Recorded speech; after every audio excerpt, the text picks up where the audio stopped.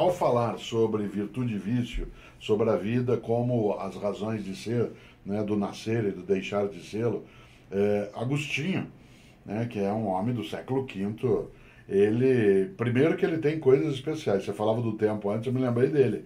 Porque Agostinho, sobre o tempo, tem uma afirmação clássica. Em filosofia, ele diz: o tempo é algo que, quando ninguém me pergunta, eu sei o que é. Aham, Quando alguém me pergunta, eu não sei responder. aham, Né? Porque, de aham, fato, ele é uma percepção. Se alguém me pergunta, eu não consigo responder o que é o tempo. aham, Mas se ninguém me pergunta, eu sei o que é e o vivo. aham. Né?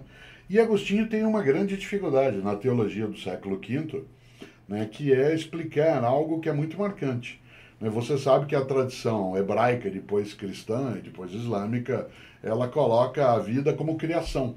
Hum, Né? E, portanto, né, como objeto de uma vontade e, portanto, com um começo. aham, Né? aham. E ao trabalhar a noção de vida como criação, né, ela é algo diferente dos gregos e romanos, que não tinham a existência do mundo, né, como objeto de uma criação, mas como processo de uma eternidade que os deuses ordenaram como é. Hum, Né? hum, Quando você trabalha com a noção da vida como criação e da vida e tudo que nela contém, hum, tem uma encrenca teológica por trás. hum, Se a divindade criou tudo, criou o mal também. sim. E por que o fez? Aham, Né? aham, Isto é, se a maldade ela é resultante da criação da divindade boa, que bondade é essa, né, que coloca essa condição? E Agostinho é, vai se deparar no século V, em que o cristianismo começa a se estruturar enquanto prática religiosa. Né? Ele é exatamente o momento em que ganha até, já no século anterior, o ar de religião oficial do mundo romano, que é a origem do mal. hum, Né? Isto é, o vício como presença. aham, Se a gente está falando que a virtude ela é uma potência, nós temos que entendê-la como escolha, aham, exato. né? De fazê-lo ou não. Aham, Mas se eu olho o vício, ele também é escolha. aham, E se ele é escolha, é porque ele existe. E por que um Deus de bondade ou uma divindade aham, fez com que isso fosse existente? Ora, Agostinho vai dar uma resposta para isso que até hoje eu não achei uma melhor. aham, E ela tem a ver com o vício. Né? Agostinho dizia que o mal não existe por si mesmo. aham, O mal é a privação do bem. aham. Isto é, Sim, a sim. nossa inclinação é para elevar a vida. Aham, Cada vez que eu me recuso, me furto, me ausento de fazer isso, aham, eu vou para a privação do bem. aham, Por isso a maldade, isto é, o vício, ele não tem uma presença êntica, como um ente. aham, Né? Ele não é objeto de uma criação. É a escolha humana aham, que decidiu privar-se do bem. E aí aham, o mal vem. aham, Ora, volto isso em relação à virtude. aham, Né? O vício, ele é uma privação. aham, Uma privação do quê? Da nossa inclinação para cuidar da vida e partilhá-la, em vez de apenas agredi-la, ofendê-la. aham. É uma visão bonita, É né? bonita. Porque É. ela marca a ideia do humano como sendo um ser de bondade no ponto de partida. Aham, Não sei se ela tem toda a verificabilidade, mas ela tem aham. uma presença bonita. É interessante porque o budismo não fala de origem, do que seria a criação, de onde veio. Tem até uma analogia bem interessante que se você leva uma flechada, é melhor que você tire a flecha e cure o buraco do que perguntar de que madeira veio, quem fez e de onde Sim. está. Então, não existe essa noção de Deus, não existe a noção de um Criador e que esteja criando separado da criatura. Para nós, tudo que existe é um processo incessante de causas, condições e efeitos. E não se fala da causa primeira. Não é importante saber qual seria a causa primeira. Essa é uma discussão que no budismo não Sim, entra. sim. Então, nós não temos a ideia de uma criação, mas de alguma coisa que é co-criada, que é uma frase que eu gosto muito, tudo que existe é o co-surgir interdependente e simultâneo. Não tem nada sozinho, não tem nada que precedeu, porque existe um processo que está se mantendo e se transformando, que nasce, desaparece e torna a nascer, tem um momento de permanência, mas nada disso é fixo. E não há um personagem, ou uma entidade, ou uma energia separada daquilo que é como é. Então, uma das expressões muito do Zen é isso, assim é como é. As coisas são como são. Em japonês fala nyoze, nyoze. Percebe que é como é? E agora, sim, as nossas tendências e os nossos treinamentos. E não é só como é que eu escolho. Aí vem uma coisa difícil, porque a minha escolha vai depender muito do local onde eu nasci. Vai depender muito também. Eu nasço com tendências. Não é só dizer que eu nasço completamente bom e puro. Cada um de nós vai ter tendências hereditárias, genéticas, que têm muito a ver com a nossa ancestralidade e com essa caminhada que os nossos DNAs têm feito. Teve um fotógrafo inglês, que há uns 2 anos atrás, fotografou o DNA brasileiro, e eu fui uma das pessoas, ele tirou um pouquinho de DNA, levou, e disse que há 5, 6 mil anos atrás, nós todos estávamos no norte da Ásia, da África. Somos africanos, somos muçulmanos, somos de todas as etnias possíveis. Isso está circulando em nós. Essa caminhada, que tendências foi dar esse meu DNA? Ele foi se modificando e se adaptando. Então, eu tenho algumas tendências que são um pouquinho diferentes de outras pessoas. Tenho outras também do útero materno, na maneira que eu fui gerada, que eu fui amada ou não fui amada, daquilo que foi colocado em mim, vai fazer que eu faça escolhas. Então, não é que eu sou o livre-arbítrio, eu questiono um pouco isso. Sim. Será que eu tenho essa liberdade? Alguns neurocientistas dizem que é 5%. Livre-arbítrio é 5%. 95% é quase que pré-determinado, parte pela genética, não como Lombroso diria, né, que claro, nasce de assassino com cara só de assassino. A cabeça dele. E não também como Rousseau, que todo mundo é bom. Porque nascemos, a gente vê, eu tenho cachorros, por exemplo, a gente vê uns cachorrinhos que nascem, um é bravinho, briguento, o outro é mansinho, o outro come muito, o outro come pouco. Cada um tem uma característica, no momento do nascimento já vem com uma característica. Agora, o que vai ser treinado? Tive uma vez um cachorro muito bravo, briguento, queria morder tudo. Eu dei muito carinho, dei muito amor, ficava dentro de casa comigo, amansou. Não como aquele... Lembra um poema de São Francisco, do Lobo? Sim, claro. Não é uma maravilha isso? O Woody Allen dizia: o lobo e o cordeiro dormirão juntos, mas o cordeiro vai dormir com o olho aberto. Que ótimo, é isso aí. Portanto, essa é uma possibilidade. É quando você fala da noção de uma não criação, né, que é uma coisa muito forte na concepção oriental, especialmente, né? É interessante porque o mundo ocidental, onde a filosofia se constitui, vai fazer uma distinção entre aquele conhecimento que quer saber os comos e o conhecimento que vai em busca dos porquês. A filosofia só é possível no Ocidente porque não se procura os comos, mas os porquês.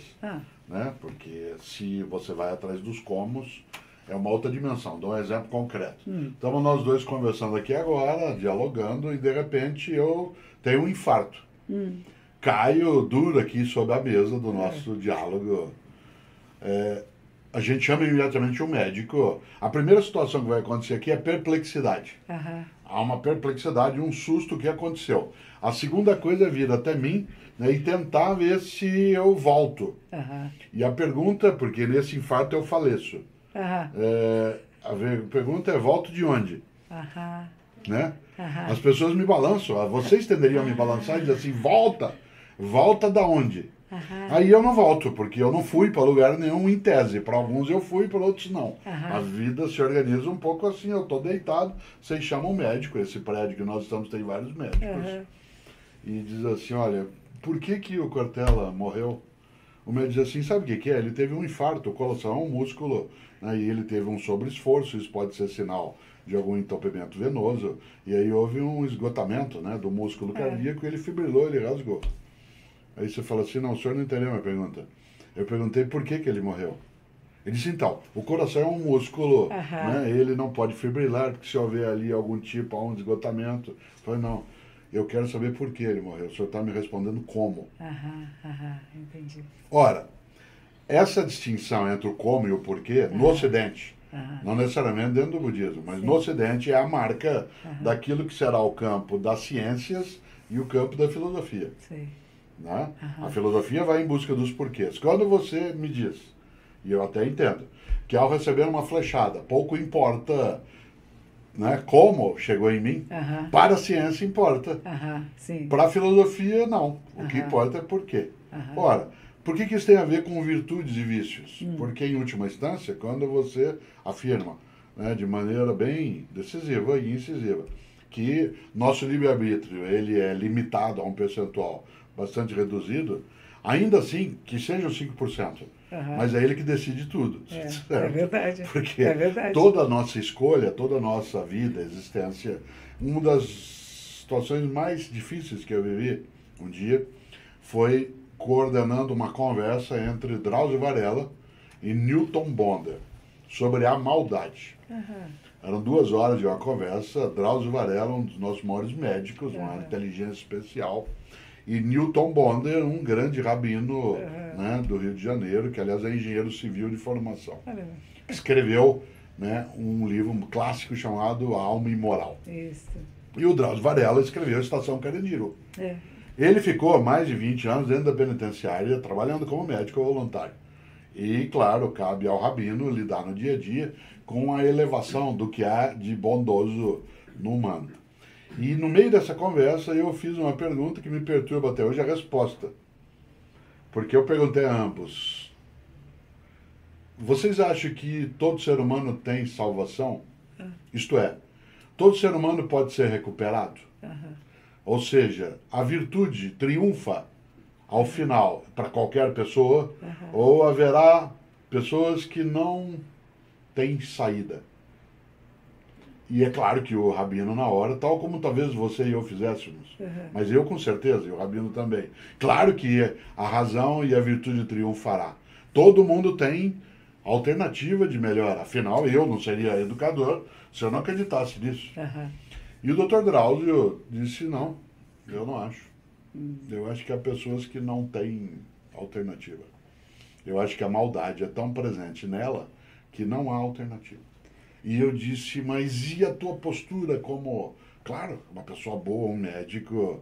Ele dizia: eu acho que a gente pode ajudar como medicina a cuidar do corpo, mas há algumas situações dentro das decisões das pessoas que são imutáveis. Isto é, nem todo mundo tem salvação. E eu não estou falando de salvação no sentido religioso. Né? Nem todo mundo pode ir para o caminho do bem. Alguns deles nunca deixarão de estar. Eu queria ver o que você pensa disso, porque isso me perturba há 20 anos. 2 coisas. Eu tive um trabalho no Carandiru. Uma época, um monge quis muito levar uma meditação para o Carandiru, e eu fui lá algumas vezes, na ala masculina, e de repente havia alguém de um dos pavilhões, eu não lembro qual era o pavilhão 6, não lembro qual era, mas era o pavilhão onde nós não íamos, porque eles eram muito perigosos.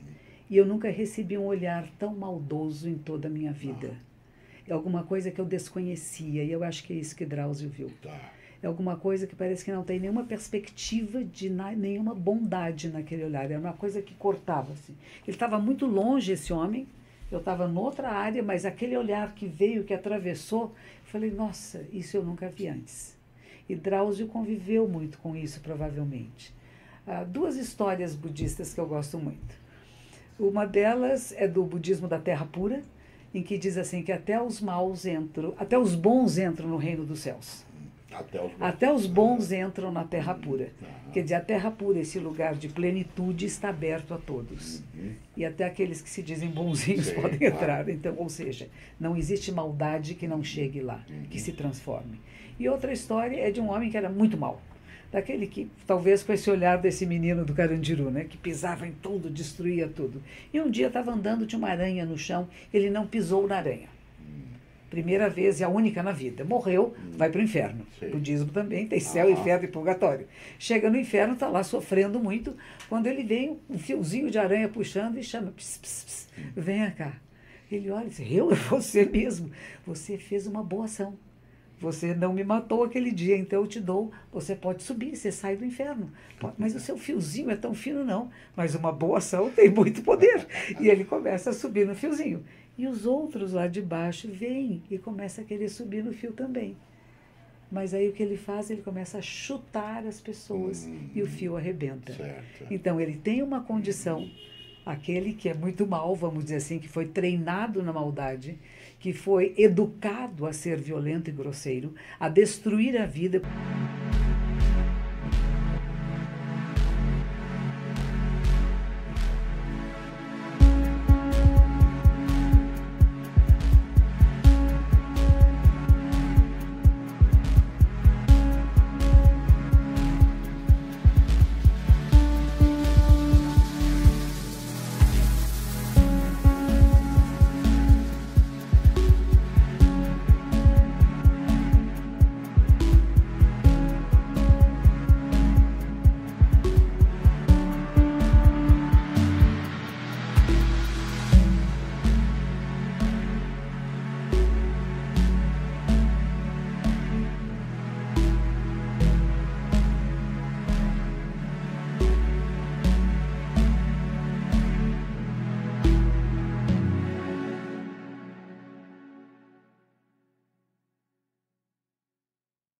porque eu odeio a vida em todas as suas formas. Ele é muito treinado para isto. Ele pode ter um momento que, por descuido, não fez uma maldade.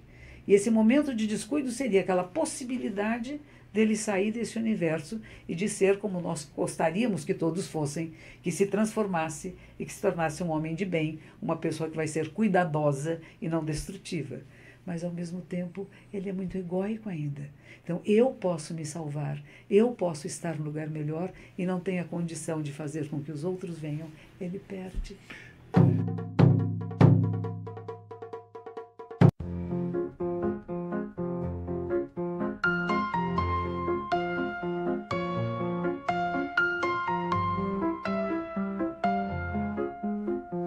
Dancing in the night, lost in rhythm tight, heartbeats take the flight, love sparks ignite, stars above us shine, euphoria